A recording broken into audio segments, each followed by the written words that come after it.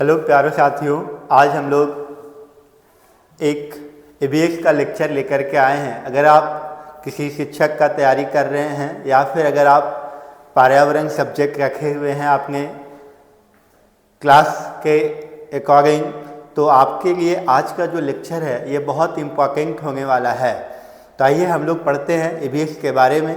आज हम लोग जो पढ़ने वाले हैं आज की चैप्टर में बेसिकली क्या पढ़ेंगे, ईवीएस के बारे में, पर्यावरण के बारे में समझेंगे। पर्यावरण कैसे बना हुआ है, कितने शब्दों से मिलकर बना हुआ है, ठीक है। इसमें फिर पढ़ेंगे हम लोग कितने प्रकार के घटक होते हैं हमारे पास, ठीक है। फिर पढ़ेंगे टाइप्स ऑफ सेक्टर के बारे में। तो आइए आज की लेक्चर को हम लोग एक बेहतरीन बनाते हैं और ध्यानपूर्वक क्लास को देखेंगे, ताकि आपसे बीच बीच में कुछ क्वेश्चंस भी लेकर के आएंगे और क्वेश्चन को भी साथ साथ में आपको क्या करना है, बनाते जाना है, ताकि इससे ये पता चलेगा कि हम जितने भी पढ़ाएं आज की क्लासेस में वो आपको कितना अच्छे से समझ में आया। तो चलते हम लोग क्लास की शुरुआत करते हैं अब। तो आई होप सबसे पहला जो हमारे पास आएगा वो क्या आएगा, तो सबसे पहला मैंने बताया था कि आज की क्लासेस में जो हम लोग बेसिकली पढ़ने वाले थे क्या, पर्यावरण। तो हमने बताया था कि पर्यावरण कितने सब्जेक्ट से मिलकर बना हुआ है, ठीक है। तो यहाँ पे अगर हम बात करेंगे सब्जेक्ट्स में कि पर्यावरण जो है ये 2 शब्दों से मिलकर बना हुआ है। पर्यावरण कितने शब्दों से मिलकर बना हुआ है, ये 2 शब्दों से मिलकर बना हुआ है। कौन कौन से शब्दों से, तो परि प्लस औरंग। तो परि का मतलब क्या होता है, तो बोलेंगे परि का मतलब होता है चारों तरफ, और औरंग का मतलब होता है घिरा हुआ। मतलब जो हमारे चारों ओर से जो घिरे हुए क्षेत्र होते हैं उसे क्या कहते हैं, पर्यावरण कहते हैं। मतलब हमारे आसपास, कहने का मतलब हुआ हमारे आसपास। जैसे अभी हम यहाँ पे खड़े हैं, तो या हम जब रह रहे हैं यहाँ पे धरती में, तो हमारे आसपास क्या देखने को मिल रहा, तो बोलेंगे पेड़ पौधा, जीव जंतु, पहाड़ पर्वत, नदियाँ, तालाब, झरना, सागर, महासागर, ऐसे जितने भी चीज़ आपके आसपास जो दिखाई दे रहा है वो सारी चीज़ें किसके अंतर्गत में आ जाता है, हमारे पर्यावरण के अंतर्गत में आ जाता है। तो ये सारी चीज़ों से जो घिरा हुआ क्षेत्र होता है उसे ही क्या कहते हैं, हम लोग पर्यावरण कहते हैं। तो आई होप आपने बहुत अच्छे पूर्वक से समझा होगा कि पर्यावरण किसे कहते हैं। तो यही बातें लिखा हुआ है परिभाषा में, देख सकते हैं कि मनुष्य के चारों ओर का वह क्षेत्र जो उसे घेरे हुए हैं उसे क्या कहते हैं, पर्यावरण कहते हैं। तो मनुष्य के जो चारों ओर घिरे हुए क्षेत्र हैं वो सब क्या कहलाते हैं, हमारे पास पर्यावरण कहलाते हैं। नेक्स्ट हम लोग देखते हैं पर्यावरण के बाद अगला हम लोग देखते हैं कि हमारे पास है पर्यावरण के घटक। अगला हमारे पास क्या है, पर्यावरण के घटक। तो अब हम लोग देखेंगे पर्यावरण के घटक के बारे में, थोड़ा समझेंगे कि पर्यावरण के घटक के बारे में क्या है हमारे पास। तो देख पा रहे होंगे कि यहाँ पे पर्यावरण के घटक जिसको बोलते हैं component of the environment, components of the environment. तो पर्यावरण के घटक ये कितने प्रकार के होते हैं, ये 2 प्रकार के होते हैं। पहला हमारा होता है प्राकृतिक घटक और दूसरा होता है मानव निर्मित घटक। तो प्राकृतिक घटक को ही हम लोग बोलते हैं क्या, नेचुरल कंपोनेंट्स। क्या बोलते हैं, नेचुरल कंपोनेंट्स बोलते हैं। और मानव निर्मित घटक को हम लोग क्या बोलते हैं, ह्यूमन मेड कंपोनेंट्स। क्या बोलेंगे, ह्यूमन मेड कंपोनेंट्स बोलते हैं। अब समझते हैं अच्छे तरीके से प्राकृतिक घटक जो नेचुरल कंपोनेंट है ये कितने प्रकार के होते हैं। तो नेचुरल कंपोनेंट ये 2 प्रकार के होते हैं। पहला हमारे पास जैविक घटक जिसे बोलते हैं बायोटिक कंपोनेंट, और नाम से ही पता चला जैविक का मतलब जिसमें जान होता है। तो जिसमें जान होता है इसे हम क्या कहते हैं, सजीव कहते हैं, या हम इसी को हम लोग लिविंग थिंग्स के नाम से भी जानते हैं, ठीक है। तो सजीव हमें किस किस चीज़ें में जान देखने को मिलेगा, कौन कौन से ऐसे ये हमारे पर्यावरण में चीज़ें हैं जो जिसको हम लोग सजीव कहते हैं।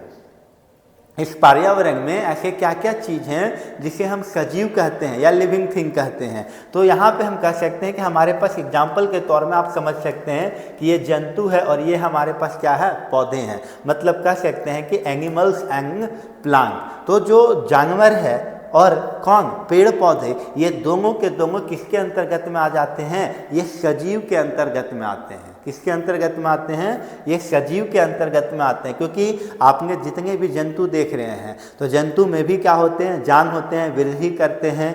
आपने सजीव और निर्जीव, तो सबसे पहली बात आती है लिविंग थिंग और नॉन लिविंग थिंग क्या होता है, दोनों के बीच में क्या डिफरेंस है।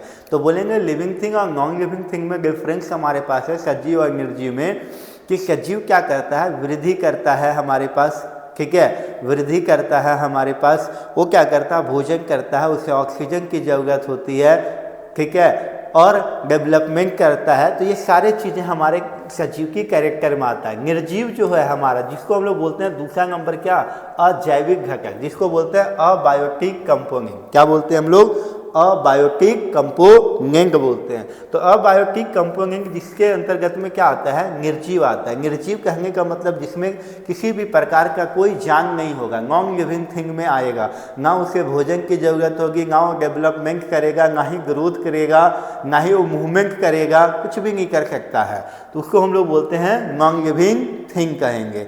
नेक्स्ट आता है नॉन लिविंग थिंग का। अगर हम एग्जाम्पल की बात करें तो नॉन लिविंग थिंग में क्या, जो आपके आसपास जितने भी सारे चीज़ दिख रहा है, ठीक है, जैसे बेंच दिख रहा है, बुक दिख रहा है, पेन दिख रहा है, पेपर दिख रहा है, या फिर हम लोग और भी कह सकते हैं मिट्टी, जल, वायु, ये सब जितने भी चीज़ हैं ये सब क्या होते हैं, निर्जीव के अंतर्गत में आते हैं। अगर आपसे पूछा जाए सोइल, मिट्टी, क्या मिट्टी को भोजन की ज़रूरत पड़ेगी, मिट्टी कभी भोजन करेगी, तो बोलेंगे बिल्कुल नहीं। जल को कभी, जल तो खुद ही क्या है, नॉन आएंगे हमारे पास, नॉन लिविंग थिंग निर्जीव के अंतर्गत में आते हैं। नेक्स्ट आता है हमारे पास मानव निर्मित। अब मानव निर्मित ह्यूमन मेड कंपोनेंट, तो ह्यूमन मेड कंपोनेंट में हम लोग देखेंगे कि क्या है, जिसको बोलते हैं आर्टिफिशियल भी हम लोग। तो इसके अंतर्गत में मानव के द्वारा जो निर्मित किया गया चीज़, तो आप सोचिए कि मानव के द्वारा क्या क्या चीज़ निर्मित कर सकते हैं। तो बोलेंगे मानव के द्वारा जो चीज़ें बनाई जाती है उसे हम लोग क्या कहते हैं, मानव निर्मित कहते हैं। तो मानव के द्वारा क्या क्या चीज़ बनाया जाएगा, तो जैसे आप बच्चे अभी अब बैठ रहे हैं, क्या आप टेबल में बैठ रहे हैं, तो टेबल में जो बैठ रहे हैं कौन बनाता है, बोलेंगे सर ह्यूमन बनाता है। कोई पूछेगा लाइट, ये लाइट कौन बनाया है, तो बोलेंगे ह्यूमन। ये जो मैं बोर्ड पे पढ़ा रहा हूँ ये भी कौन बनाया है, बोलेंगे ह्यूमन बनाया है। पूछेंगे सड़क कौन बनाता है, बोलेंगे कि सर सड़क जो रोड है वो भी ह्यूमन बनाता है। ये भवन है जिसको हाउस कहते हैं, ये कौन बनाता है, ये भी ह्यूमन बनाता है। बोलेंगे पुल, ब्रिज कौन बनाता है, बोलेंगे ह्यूमन बनाता है। उद्योग जिसको बोलते हैं इंडस्ट्री, कौन बनाता है, बोलेंगे ये भी ह्यूमन बनाता है। तो आई होप आपने अच्छे पूर्वक से समझा होगा पर्यावरण के घटक जिसको बोलते हैं component of the environment. Clear है आज इट इज। अब उसके बाद फिर हम लोग आगे देखते हैं नेक्स्ट स्लाइड में और क्या हम लोगों को पढ़ना है। जहाँ अभी आपने पढ़ा था, मैंने बोला था बीच बीच में आपसे वादा भी किया था कि मैं जैसे जैसे टॉपिक ख़त्म करूँगा बीच बीच में कुछ क्वेश्चंस लेकर के भी आएंगे, ताकि आप क्वेश्चंस को भी साथ में सॉल्व करते जाएंगे तो आपको क्या लगेगा, एक अच्छा लगेगा क्वेश्चंस को करने में। ठीक है, क्वेश्चन जब बनने लगेगा तो आपको क्या होता है, एक कॉन्फिडेंस लेवल बढ़ता है आपके एग्जाम के लिए। ठीक है, तो आई होप आप देखें यहाँ पे।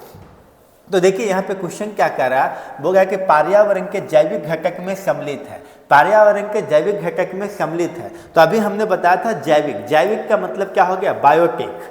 अभी जैविक को इंग्लिश में क्या बोल रहे थे, बायोटिक बोल रहे थे। तो जैविक का मतलब बता ही गए थे, जिसमें जान होता है, मतलब वो क्या होगा, सजीव होगा, मतलब कि सजीव होगा, जिसमें जान होगा, जिसको लिविंग थिंग कहेंगे हम लोग। तो बताइए इसमें से आंसर कौन सा होगा कि पर्यावरण के जैविक घटक में सम्मिलित है। तो पर्यावरण के जैविक घटक में कौन सम्मिलित है, बोलेंगे भूमि। ये जो जमीन होगा क्या उसमें जान होता है क्या, बोलेंगे बिल्कुल नहीं होता है। वायु में क्या हमारा जान होता है क्या, बोलेंगे बिल्कुल नहीं। पौधे में जान होता है क्या, बिल्कुल सही। तो इसका आंसर क्या होगा, बोलेंगे पहला का जो आंसर होगा वो आंसर सी द राइट हो जाएगा। ठीक है, सी क्या होगा हमारा राइट आंसर होगा। उसके बाद डी में गलत हो जाएगा। उसके बाद बोलता है दूसरा क्वेश्चन है, कौन सा जैविक कारक नहीं है। अब आपसे यहाँ से बताना है कि इसमें से जो ऑप्शंस दिया गया है उसमें से जैविक कारक नहीं है। तो तीन ऑप्शन आपके पास क्या रहेंगे, जैविक कारक से जुड़े हुए रहेंगे।